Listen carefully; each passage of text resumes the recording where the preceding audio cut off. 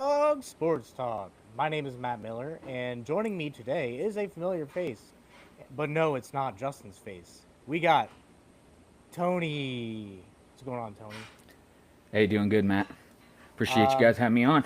hey, appreciate you stepping in for Justin. Today is a big day for him, and so he wasn't able to join us, and so that opens a door to MLS talk. It's a subject that this show has not dabbled in a whole lot. But it's a growing sport, and Tony and I will get into that in just a second. But here at Updog Sports Talk, we pride ourselves on sticking up for the little guy, like MLS, the little guy of professional sports leagues. Um, and when we started this, we um, noticed that ESPN, the bigger companies, only focused on like the LeBron Jameses, the LA Lakers, all of them. Pat Mahomes, Tom Brady. Like they didn't really give two squats about like the UTRGV Vaqueros or anything like that. So we try to represent every team as equally as humanly possible. We do have obligatory Cowboys talk about that, but today we are representing the little guy and representing a growing market, but very underrepresented in Major League Soccer. So sit back, relax, of Dog Sports Talk.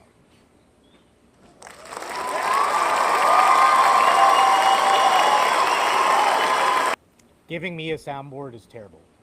So Tony, um, go ahead. Talking MLS. Yep. What do you want to start with? You know what? I know. The show is really focused around football, and you kind of dabble in college basketball and some of those things. You cast a wide net, and Try to. I was a long time football fan. I played football in high school. Big Bengals fan, big Michigan fan. I know that drives Justin nuts, and I love it. Yeah, it's fantastic. It Get under his skin. That's the oh, greatest thing in the world. these last few years have been peak. So I'm never gonna let him forget that. He certainly spent the majority of your friendship rubbing it in. He, I will say he is a gracious winner. He's not like real smug about it, or he's a good sportsman. Yes. But College football 25, different story. yeah, oh yeah, that brings out the demons. I think what really got me into soccer, and if anyone's interested, it's the football drought for at least a couple more months. And soccer's, like you said, it's one of the fastest growing sports in America. And that's for a few reasons. They've really made a concerted effort to bring in some big names like Messi and Suarez at Inter Miami. Even before that, it was oh shoot, what's his name? Zatlin. He was at LA Mhm. Galaxy, and David Beckham. So they've tried over time, but I think really with Messi coming over, even though he's kind of in the twilight of his soccer career, that Still one of the best in the world. oh yeah, absolutely. I mean, you cannot. He's electric with the ball, and just the way he envisions the field, it's so exciting. You can't help but kind of root for him. But really what got me into it was going to a live match. You go, there's the crowd, there's the atmosphere. It's unlike any other sport. Yeah. With football, there's those kind of periods of silence and not movement. That's not the case with soccer. It's always moving. It's like jazz. Yeah. One thing I noticed about like a lot of MLS teams and even USL teams, their fans are a lot like they're just as passionate as college football fans and as engaged and have their own chants and do all this. And I'm a heckler when I go to games. Like I like to heckle a little bit. And when FC Cincinnati was in USL, they were Hmm. facing Orlando City B, and this is before they got the new stadium. This was back when they were at Nippert Stadium. I was in, I guess they considered, I was directly across from where they had the Bailey. So I was in like the U of the Yeah. bowl. And I'm in the corner. I'm like, yeah, you're gonna miss it, ha ha. And then he hit a PK right in my corner, ran over and shushed me.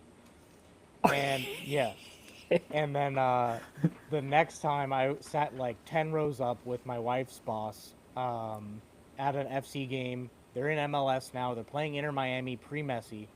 Um, there's this guy, and you may know his name. I don't know his name. He had a bleach blonde mullet, tattoos up and down his arms.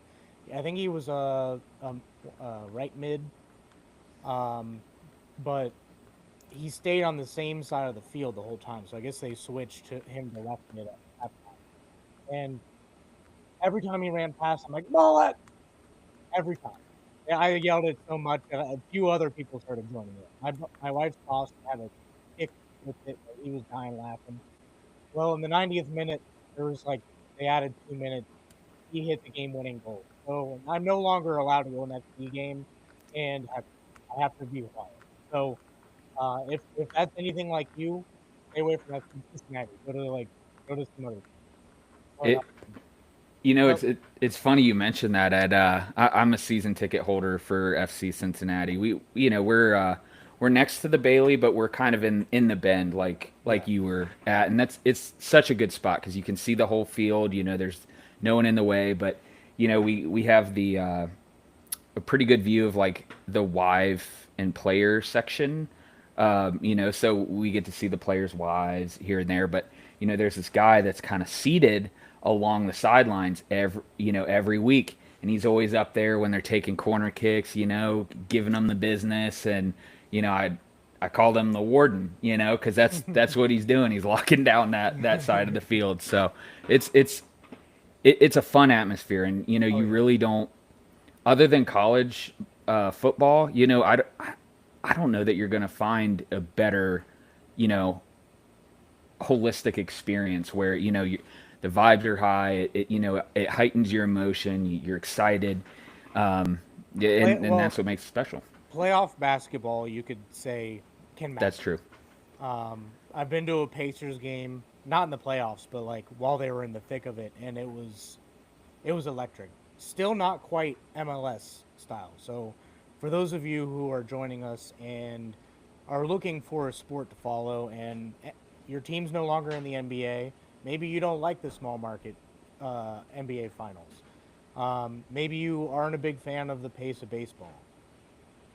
Soccer is a good sport to get into, whether it's MLS, whether it's Premier League. Premier League is a little bit easier to find, but Tony, where can we find MLS games? Yeah, yeah. So wisely or not, the MLS has an exclusive deal with Apple TV. So for $100 a year, you can see all the games. But and it's interesting, and it's unlike any other sport where, that if they're in a tournament, so there's the Leagues Cup, there was the, oh shoot, what's it called? The Lamar Hunt Cup. That's where the USL and the MLS would play each other. Those would be televised. So I think in some areas they're kind of missing the market by making it so exclusive. If they wanted to sprinkle in some, hey, here's some free weekends, you can watch, all the soccer you want. Yeah. I Maybe maybe even come up with like a channel like the CW or something. Like we get the CW. I don't know how far the CW extends outside of Cincinnati, but FC Cincinnati games are like sometimes on there. yeah, Maybe get like a national channel. Maybe USA would be perfect. USA yeah, doesn't really have a whole lot going on other than wrestling. Um, but like maybe televised, nationally televised, like a Friday night or a Saturday night game that maybe has high stakes. yeah. And you know what? That's what they used to do. And there was a period of time between when they moved from the USL to the MLS and took that step that it was televised, and the city of Cincinnati really took it and ran with it. Like people were excited, and then as you kind of make it more about the money and move it away from um, you know general broadcast, like you do kind of miss a population. of Yeah. people, out of But sight, out of mind.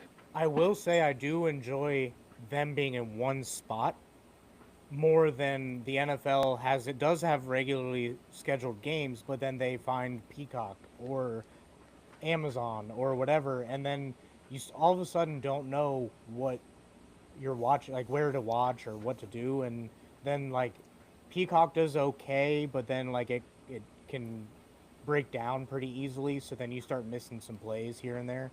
I Yeah. feel like Apple, I was able to watch a pregame on Apple once, and it was seamless. I didn't really have to like miss a whole lot of action. Maybe one of the Apple ads went a little too long, and I missed like a corner kick or whatever. Um, but are there any teams out there that are more like obviously people are located where they are, and there's teams kind of close to where people are located, but like are there any just general teams that are just good to root for, like good stories? Yeah. Yeah. And I'm sure we'll be getting into this a little bit more, but the footprint of the United States is huge. You look at the UK and all of their leagues, and they're not far apart. And so there's really a big opportunity to impact a lot of people, with soccer, and so um, you know honestly the USL teams, that's some of the most authentic energy you'll feel. When FC Cincinnati moved into the MLS, and they got their new stadium, it feels a bit more corporate-y. It's still exciting, but you know it, a lot of the rivalries are really good for bringing people into the game too. For us, FC Cincinnati, it's the Hell is Real Derby. I think that's sick. you Yeah. know and that all came about because the road that you take to get from Cincinnati to Columbus, there's a big old sign, someone had it put up that says Hell is Real. And And it's so been that there kind for of, like 30 years. yeah, yeah. And it's like a landmark almost, and like that's cool. That's super cool. The LAFC and LA Galaxy, they have El Trafico, which is kind of a riff on El Clasico in the Euro leagues. Um, you know, some of the Canadian teams, they have kind of rivalries that it adds to the flavor of it. So is there any like particular players on the rise that like somebody getting into could look for? Like some of the names that people may not notice if they're Yeah. not soccer fans? Yeah, and obviously there's the Messis and the Suarezes, but in order for them to have success, they need to have a team around them too. So, over the last couple years, there's this cat down there named Kremeshki, and he's a young gun, and he just really made a big impact. And um, there's a cat up in Vancouver actually, which is weird. They're doing weirdly so well. His name is Brian White. I think he scored 4 or 5 goals in a night. He has 10 goals on the season, played 11 Jeez, games. So like on he's hitting fire. it with some efficiency. And I was kind of doing some research on him, and he's been with the club for like 5 6 years. So it's those things that you get to watch the player develop. One of the big differences between soccer and football is, you may have a player that's only there for a half a season, or they're on loan from another club, and that's so foreign. When we think about American sports, and people just come and go. So it can be sometimes tough, and especially with the MLS and soccer in America, a lot of the players, their biggest dream is to play for Europe or somewhere else. So part of it is how do we take the narrative to bring the talent here, homegrown talent, competitive talent, and that I think that's the big picture what the MLS is trying to do. So we'll get back to that because I have a few thoughts on that. But to break it down for people, there's not trades. So there's not trades in soccer. They have a transfer window. So you have to front money to the team to, to just be able to contact the player and come up with a contract for the player. Um, so they have specific windows. There's two windows. There's still two windows in MLS. Yes. So there's two windows that they can negotiate. And then once the window cuts off, any negotiations that take place after that take place the next window when it opens. Um, so that and getting to our next point, and we'll get back to what you were just talking about in a minute. Um, the USL, as you were telling me, um, has come up with a relegation system. And I know a lot of college football fans out there have been wanting relegation to make it more competitive. But here, USL is what, setting up a second league for this? Yeah, yeah. So they have a USL Champions League, and that's kind of the it's if we're looking qualitatively between the USL and MLS, there's some that are could fit in that mix, but the talent isn't as strong. And then there's a league below that too, and so there's about 24 teams in each conference. And earlier this year, maybe it was a little towards the end of last year, they said that they were going to bring about a relegation system. I think for 2027, 2028, which to me that's huge. Yeah. It's a huge opportunity for soccer to expand in America, but it also adds stake. And that's what sports are about. It's the moments, it's the narratives, and a relegation system would really go a long way, I think, in American sports.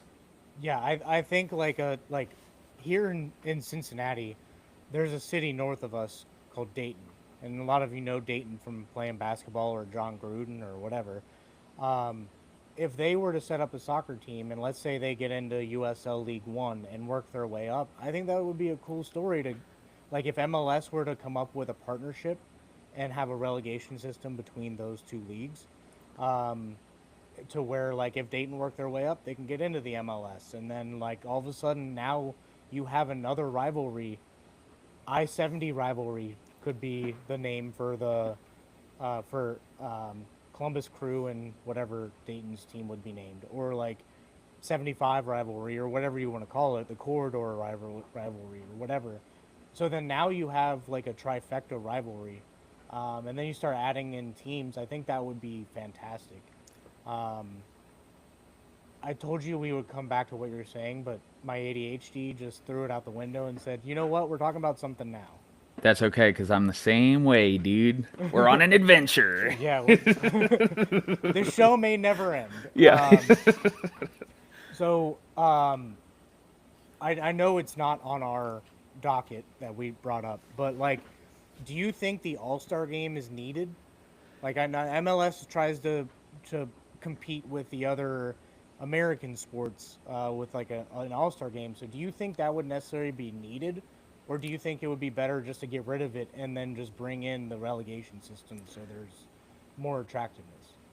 Yeah, I think the issue with the All-Star game is there's so many interruptions during the soccer season. There's international play. They do breaks to allow players who are playing for their country to leave, and it doesn't impact the team performance. But then for example, we had a guy, Miles Robinson. He was on the Olympic team, and he was playing for the U.S. men's national team. So you can miss big chunks of time. And then they sprinkle in the Leagues Cup, which is the MLS playing the Liga MX, which is the team down in Mexico. And could it be a cash grab? Probably, probably. But I think it somewhat disrupts from the continuity of the season. it adds an element of, what if a player gets hurt while on international duty, or, during this Leagues Cup game.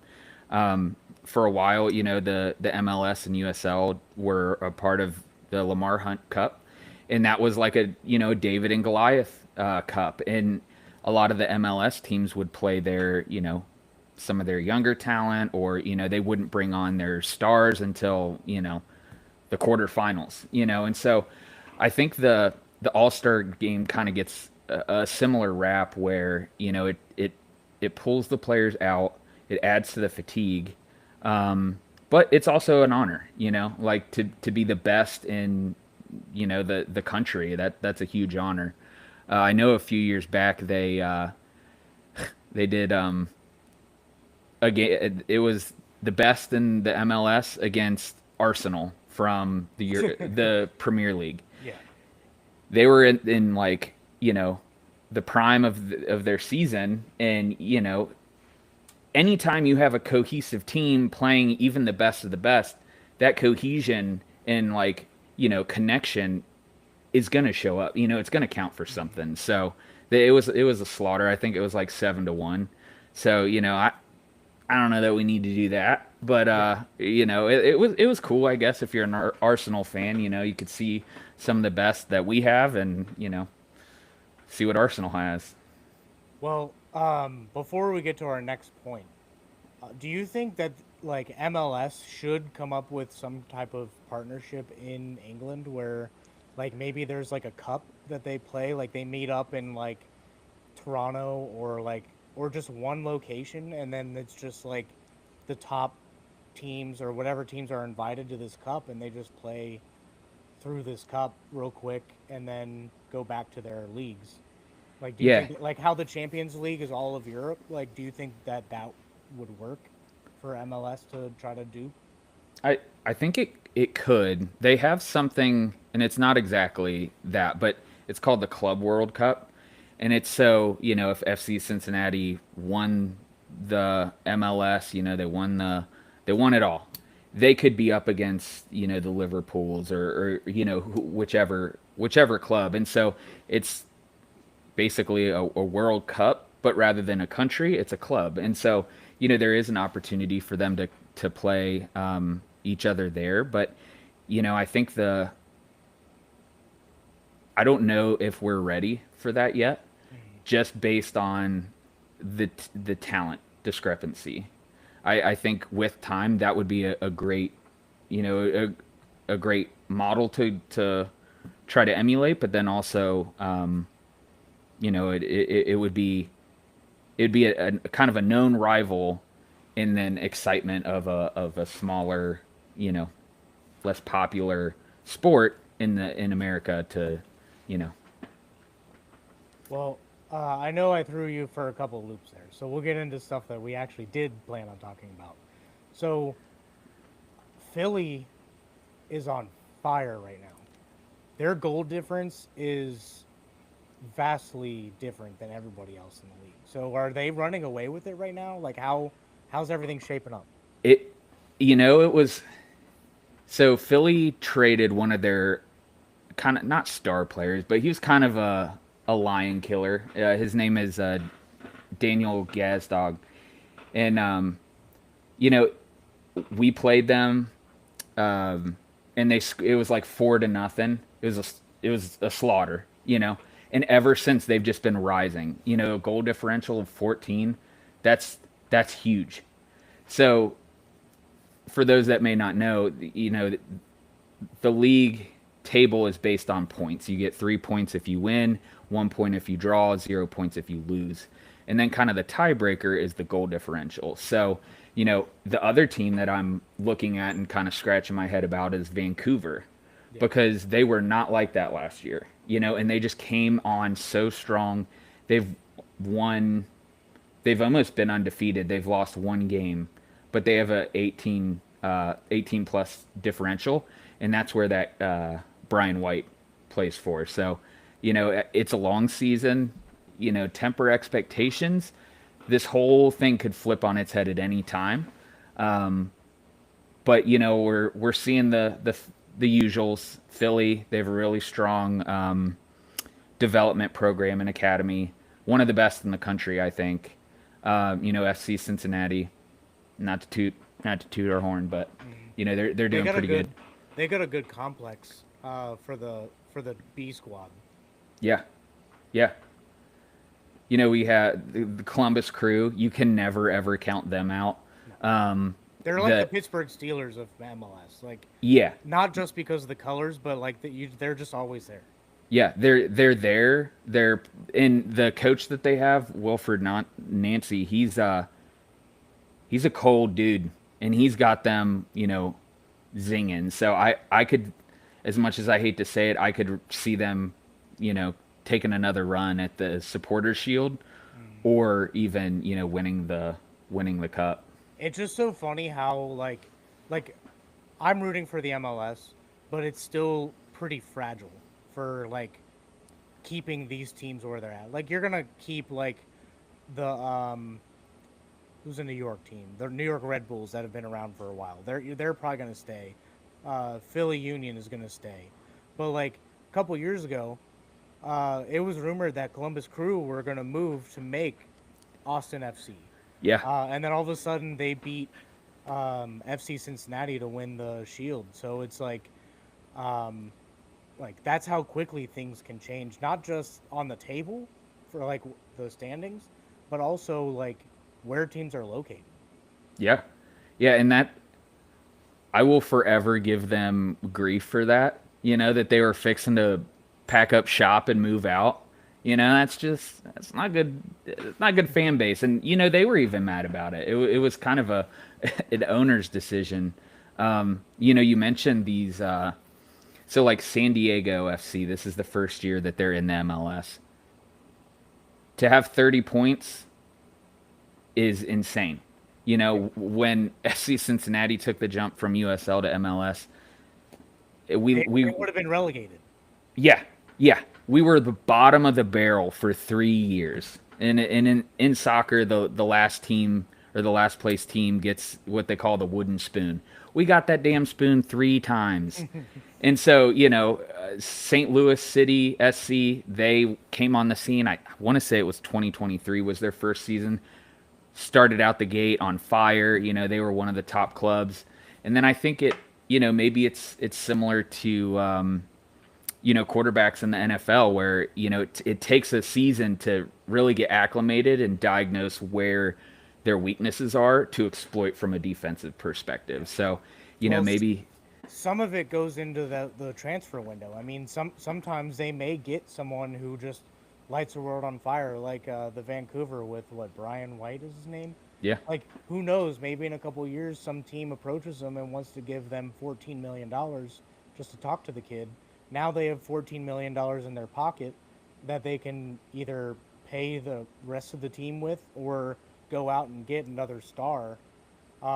So like that's how like these soccer teams do it. Like unless you're like the top of the Premier League or the top of like if you're like Paris Saint Germain, like you're the ones spending the money on like the Brian Whites to go add him to your team. Like you're not selling players to get more money all the time. So like I watched FC Cincinnati do that with Mitch, what's his name, the goalkeeper, like the first couple years. oh yeah, yeah, He went down to Atlanta. I think they got like 3 million from him, and then they invested that money so nicely in like young talent.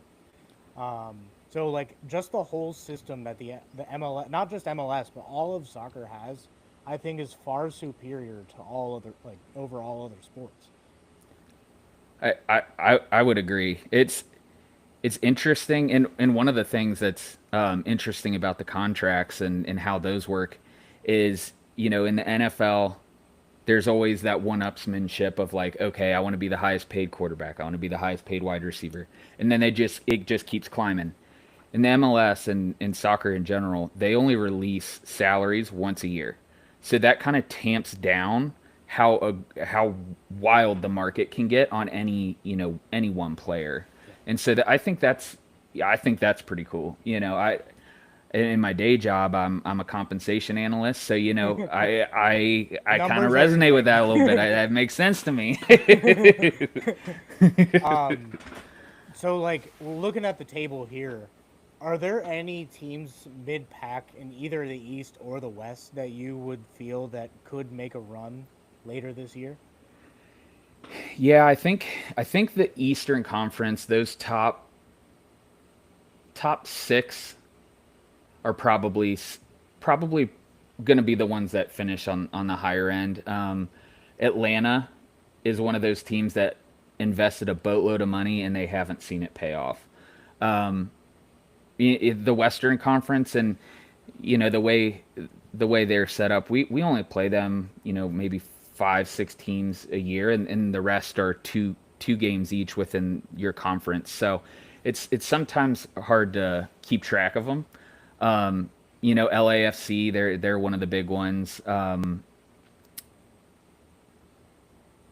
The Seattle Sounders and Portland, those are some like gritty, like they've been in the league for a long time. They've built a fan base, and going to a Timbers game, that's kind of on the bucket list because it's this crazy environment.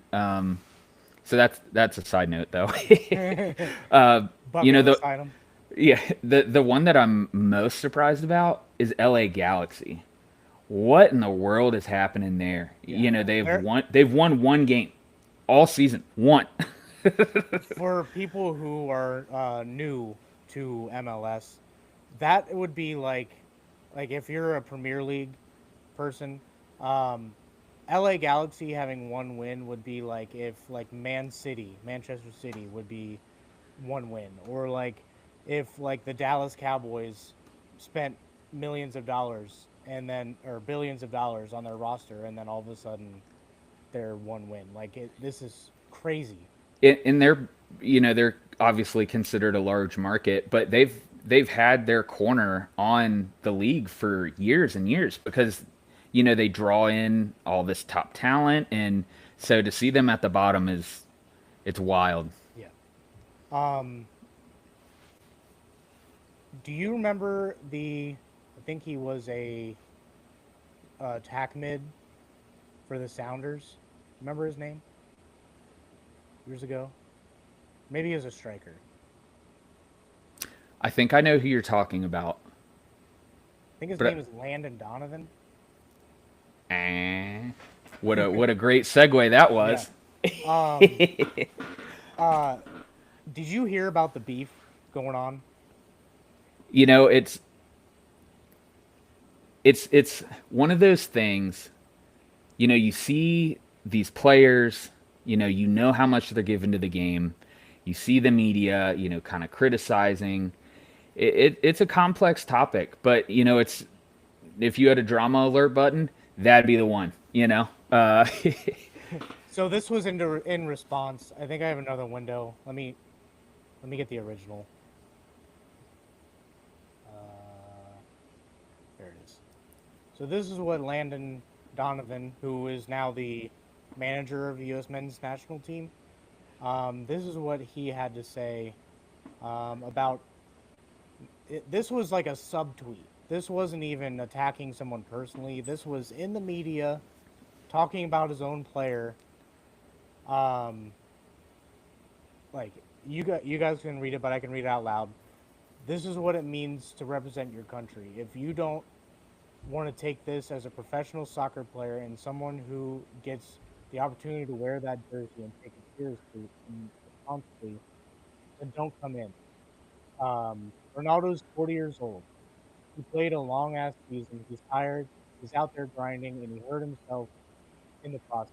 I can't help but think about some of our guys on vacation right now, not wanting to play in the Gold Cup. It's pissing me off. So, can you shed some light on kind of what brought that to light? Yeah, yeah. So the U.S. men's national team has been having a bit of an identity crisis. It's been called kind of the golden age of the U.S. men's national team with the talent and the talent that they have and them being young too. They can stay around and have a really big impact on the team. The last year, there was a lot of criticism because the coach, there was some disagreements with his tactics, and which that's always going to be the case. But then they brought in this new coach, and he was supposed to be touted as the real deal. He did a lot of work at Dortmund, and the last three teams that he was with went on to win something. So he's doing something right. And in the last four games that he's been managing, the U.S. men's national team's gone 0-4. They played Switzerland yesterday, and I think it was like a 4-zip whooping. And so I can understand the media, and then so Landon Donovan, he's one of the pundits for, I think it's CBS, one of them. But he's been there, he's done it, he's given it all for his club and country, and so coming from that space, I could see him, I could see him saying that, and it was mostly directed towards the Gold Cup, which has the United States, and they play other countries, so it's almost like a mini World Cup, and so it's a really good opportunity to see how your team gels, see the tactics, and really test it at a high level. And you have Christian Pulisic and some other really big stars on the team who are sitting that cup out. And so that's where he's coming from of, if you're not trying, like, this has to be an honor. You have to do it for club and country. That's where he's coming from. And he'd done it all. Landon Donovan has. He was in World Cups. He was on the U.S. men's national team. The MVP award is named after him. So like, he's kind of he kind of has some perspective here. But then Christian Pulisic's dad slides into the scene. And so this is a this is a screenshot from his dad. He asked ChatGPT or Grok or one of them Landon Donovan's sabbatical and why did he take it. So this is where it gets tricky. When he was playing, he was certainly on the older end. He's not the same age as Christian Pulisic, so it's not apples to apples. I think he was in his 30s perhaps, and that's after you've played for so long. Taking a sabbatical isn't it's not the end of the world. It's a maintenance task to allow you to continue to play longer. And so, he his dad kind of called him out, and kind of like, break it down break it down for us, and why did he do that? And so that really kind of, that sparked the debate. Now, there's a lot of people on Christian Pulisic's side. They call him Captain America. Like he's maybe one of the better talents that we've ever had. He played for AC Milan. He was tearing it up out there. So, he's from Landon Donovan's perspective, he's saying you shouldn't be leaving some in the tank to perform for your club to make the money. The country should come first. And so, the narrative is, great message, Landon Donovan, but you shouldn't have been the one to say it. No. And that's where all the juicy stuff is. Yeah. So, men's national team has been piss poor for a while. Like, what was it? The last time they played, they lost in the first game and exited very quickly. What's disappointing is, as Americans, we like to hold ourselves to a high physical standard, though most of the population may not look it. What we like to do is when we get something sports related, we're like, hey, we're better. And then soccer is one of those sports where turned out pretty quick. No, we're not. Uh, Women, different story. Women's national team is phenomenal. My wife and I are actually looking at going to a Louisville, what is it, Racing Yeah. FC game next weekend or in a few weeks. They have Muhammad Ali night, and it's like Louisville and Orlando have like most of the women's national team on it, so almost all of the national team will be showcased in one game. So we wanted to go and show her support, and like my wife, big into women's sports all of a sudden. So the fact that I got her into sports, fantastic. I will run with that as far as I can. Um, so gonna go check them out. I can't imagine thousands, tens of thousands of people would show up. So, but I mean, like women's sports surprise me sometimes. I mean, with it Yeah. being that big of a game, you may have all of Louisville there. Like, Yeah. And um, I'll tell you what, that the stadium down there, because I've gone I've checked out a few of the USL stadiums. I've been up to Detroit. That one was kind of weird. It was in an old train yard. And there's trains going by. I'm like, what happens if the ball gets kicked out of bounds and hits a train? I've been to Louisville a couple times, and their stadium better than some in the MLS yeah, by a lot. they It's invest a a lot. good environment. You guys What will I have a great time. what I like about like women's soccer is there's actually a decent following for women's soccer. Like JJ Watt, his wife plays. I don't know if she's playing currently. I think didn't they just have a kid and she's out on maternity leave or something? Yeah, that Um, that sounds right. but she's a part of it, and like you're starting to hear bigger names, and like women's national team gets a lot of names out there too. But it's one of the women's sports that like can back up what they do. Women's basketball doesn't. It's not the best thing to watch. Caitlin Clark and Angel Reese are bringing a lot of notoriety to a sport that desperately deserves it. But from an income ratio, they're not making a whole lot of money. Women's soccer is actually making the money that they're maybe not to the extent of the men, but they're definitely ahead of other women's sports, and it's really cool to see. Um, but like the state of soccer in America is fantastic because like baseball, I love baseball dearly. I absolutely love it. I love playing it. I love watching it. I think going to games is fantastic. It's a fun time to just chill, hang out with your friends. Maybe do 9 hot dogs, 9 beers, and 9 innings. Yeah. See if you can do that. But like it's going down. A lot of people don't want that pace, especially in like how our lives are set up now. We want to be able to do something and then go do something else. Baseball used to be one of those things where you had to block out most of your day to go to. Soccer isn't the case. I mean, you have a set 90 minutes. Maybe it doesn't actually take an hour and a half, but like probably a couple hours for breaks and stuff, Yeah. out of time and everything. So you have a couple hours, then you can go out and hang out and do whatever you want. Um, and like NFL looking rigged,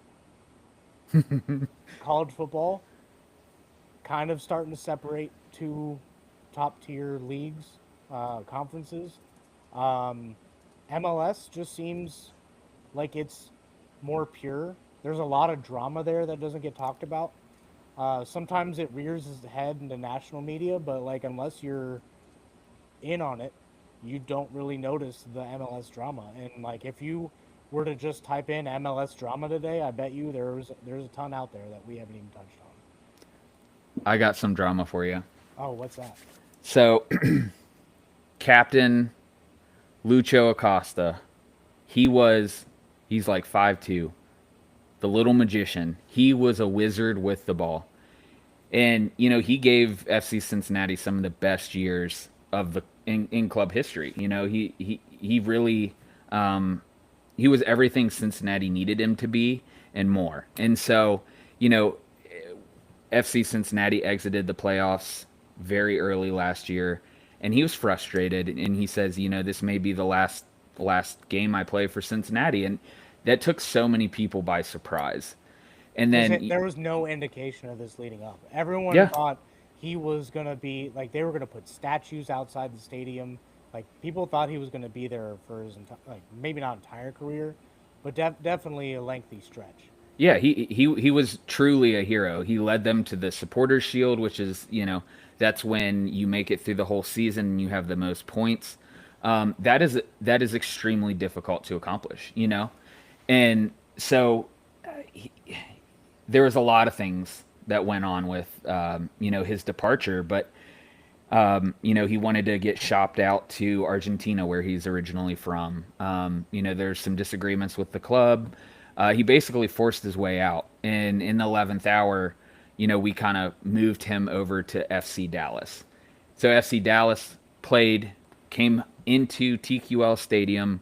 I think it was like the 18th of May, or it was last month, and the crowd booed him. The crowd booed him, and there's a video of him. He's like walking to take a corner kick, and he's like,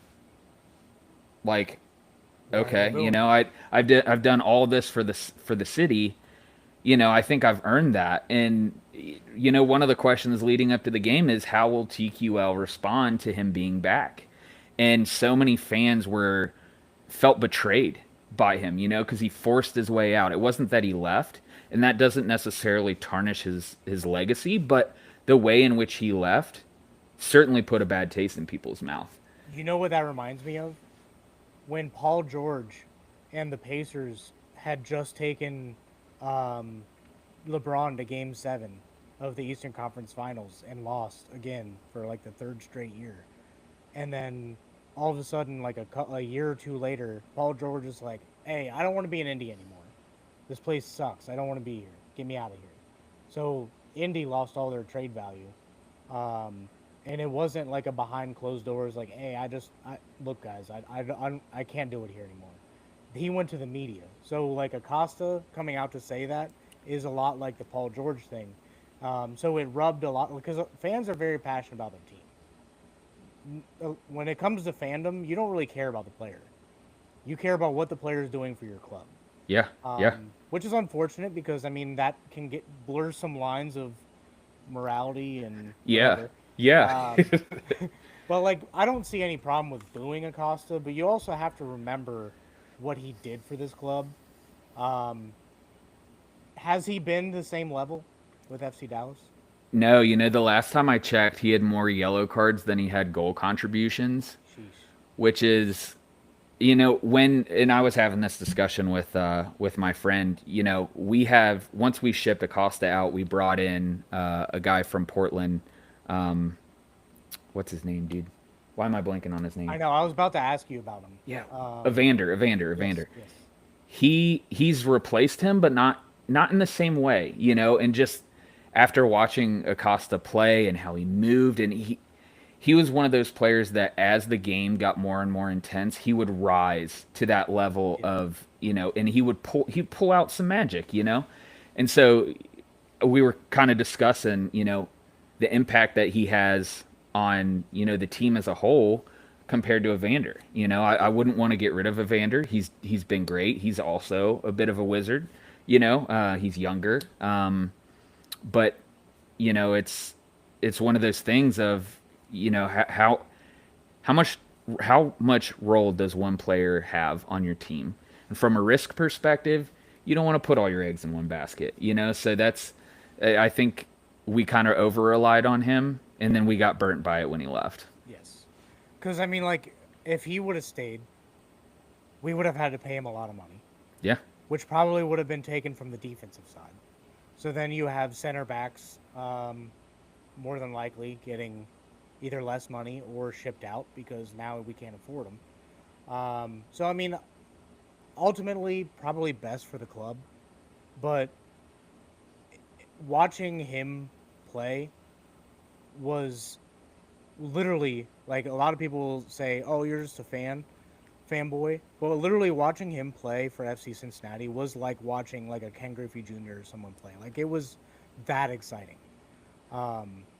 like he was an absolute wizard, like you said, and he like you could feel the energy rising in the stadium, and almost could feel as the energy was rising that he was gonna do something.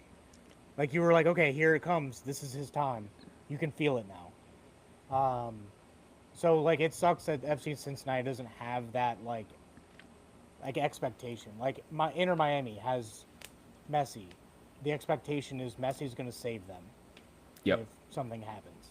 Um, but Evander, 6 assists in what was it, 10, 12 games, 15 games, something like that. That's not bad. I mean, No, I would no, rather see more goals, but I mean, if you get an assist, that means someone else is scoring goals. So that's good. exactly. Yeah, and I will say FC Cincinnati, they didn't shy away from throwing the dough. We went and got, well, getting Evander from Portland was the highest interleague transfer to date. I think it was north of 12 million, I believe. But we went and got he's from I can't remember if it's the Dutch league. It's one of the European leagues, but not the Premier League, not the German league or France. But he was the Golden Boot winner, and so he's really exciting to watch. But the energy, it's not the same. Just you got me thinking, reminiscing about my boy. And he would do something cheeky. He'd kick the ball through someone's legs, and then that would just light a spark, and he'd just be banging on all cylinders. And like Yeah. that is exciting. That's why we watch sports. That is what draws people in. Maybe he felt that Cincinnati was cursed and couldn't get past uh, Columbus Crew or something. I I often wonder that myself. Um, do you have anything else MLS related, soccer related? Anything you No, want to talk no. about? That I'm wearing this USL Phoenix Rising. They're in the USL Champions League. I wanted to give a shout out to my boy Charlie Dennis. He's been had some injuries over this season, and came off the bench and scored a goal, and it was a good one. So I just wanted to give him a shout out, and hopefully encourage you guys to you know take a look at some of the highlights. That's how you'll get into the game. Yeah, Watching those creamy goals, the half court shots, and the screamers, and just the trickery. It's unlike any other sport. yeah. Um, kind of tying it all together, football, soccer, all of it. Here at Updog Sports Talk, we're huge, huge advocates, and we bring it up probably once a month on Twitter. Huge advocates for the Cincinnati Chili Bowl, which would have been played in TQL Stadium. Unfortunately, the boneheads at the NCAA decided that they didn't want another bowl game. But boneheads at the NCAA, if you decide that you do want another bowl game and you want it in a cold weather city, that can give you a good action-packed feel with, I don't know, maybe a Gold Star mascot with a Skyline mascot and maybe a couple other mascots and some random Cincinnati-ness going in there. I think that would be super dope. You could have like a sausage run like they do at the Milwaukee Brewers games. Maybe you can have an edible um, costume, like the Pop Tart Bowl. Maybe it's just made out of Mm. Cincinnati chili, and the dude's just sweating on some chili all game. Spilling the chili like Kevin, you Yeah, know? um, Office reference, love Yeah. it. But bring back the Cincinnati chili bowl idea. Everybody wants it. Just let it happen. I'm an Um, advocate. well, that is all for today's show. Follow us at Updog Sports Tech on X, Instagram, Facebook, TikTok. We're now on Reddit. Follow us on Reddit. Um, you can listen to us obviously here on YouTube live at 8 p.m. on Wednesdays, but you can also listen to us on Podbean, iHeartRadio, Spotify, Apple Podcasts, YouTube Music, pretty much wherever you get your podcasts, we're on it. Pretty much wherever you get your social media, we're on it. Like, subscribe, follow, comment. We love hearing from everybody. Thanks, everybody. Thanks, Tony. We'll see you guys. Hey, thank you.